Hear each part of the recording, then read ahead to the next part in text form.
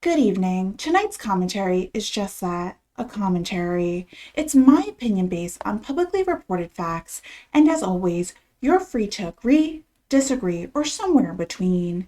I stayed up Tuesday night to watch the Democratic primary in Colorado's 1st congressional district.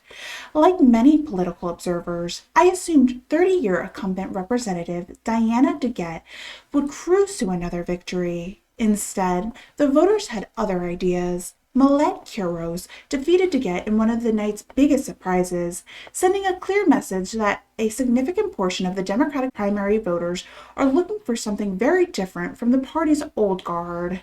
And I'll admit, I looked at the television and thought, well, here we go again. A few years ago, one of the most recognizable faces of the Democratic Party became a former bartender from New York. Today, another political newcomer who has spoken openly about recently working as a barista has become the newest symbol of the changing Democratic Party. Now, before anybody starts typing angry comments, let me make one thing perfectly clear. There is absolutely nothing wrong with being a bartender. There is absolutely nothing wrong with being a barista. Those are honest jobs performed by hardworking Americans every single day. The question isn't someone's occupation. The question is whether someone has demonstrated the experience, judgment, coalition building ability, and policy knowledge necessary to serve in one of the most powerful legislative bodies in the world. Congress isn't social media. Congress isn't a protest rally. Congress isn't a place where the loudest sound bits automatically become a good public policy. It is supposed to be where difficult problems get solved.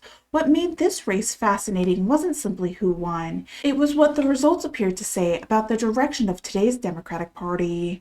Many of the organizations supporting Kiros have advocated for progressive or democratic socialist policies, including expanding federal programs, stronger labor protections, climate initiatives, and change to the U.S. foreign policy. Her campaign emphasizes generational change and argued that Democratic leadership should become more responsive to grassroots activists. Supporters see that as a long overdue correction. Critics see it as another step towards an increasingly ideological party. Either way, Tuesday night's results suggested that many Democratic primary voters are looking beyond experience and seniority in favor of candidates that they view as more willing to challenge the political establishment. And that's a trend worth paying attention to, whether you're a Democrat, Republican, Independent, or someone who's simply exhausted by politics altogether. Now, here's something Washington often forgets. Getting elected is only the first chapter. The real work starts after the campaign signs come down. Effective legislators usually spend years building relationships, negotiating compromise, working through committees, and earning through trust to move legislation.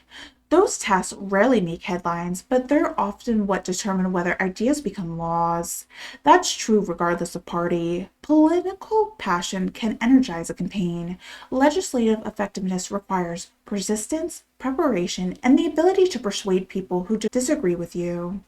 History shows that some political newcomers have grown into highly effective lawmakers.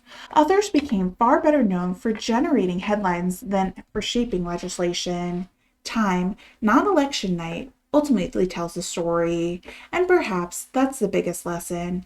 Americans across the political spectrum have become increasingly frustrated with institutions that believe no longer represent them. That frustration has fueled outsider candidates in both major parties. Sometimes those outsiders bring fresh ideas. Sometimes they expose blind spots within political establishments. Sometimes they discover the campaign is considerably easier than governing. That's democracy. It is also why elections deserve more than slogans, viral clips, and 30-second campaign ads. Every candidate, whether they're a career politician, a business owner, a teacher, a veteran, a bartender, a barista, or anyone else, should ultimately be judged on the quality of their ideas, their character, their preparation, and what they accomplished once entrusted with public office. Titles don't govern, results do. Whether you're a Democrat, whether you're a Republican, or whether you're simply tired of endless political theater, perhaps the best takeaway from Tuesday night's surprise isn't about one candidate or one party. It's that every election is a reminder that voters should look beyond campaign slogans and ask harder questions. What has the candidate actually done? How do they handle disagreements? Can they work with people who think differently? Will they spend more time governing than grandstanding? Those questions matter far more than any campaign biography.